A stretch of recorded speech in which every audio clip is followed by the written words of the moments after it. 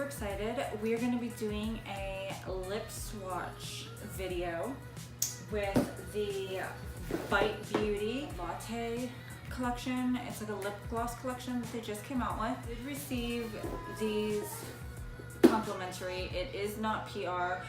What it is I had signed up for a Bite Beauty affiliate program, but I am not an affiliate. What it actually is just a program where you share their media to like Twitter or your Facebook, and you don't have to share everything. You can share as much or as little as you want, and basically for, you know, every certain amount of points that you get an entry into that month's raffle. Or you do, the more entries you get, and every month they have a different prize. So for the month of July, they were giving away their brand new latte collection, and I won it, so I am super stoked.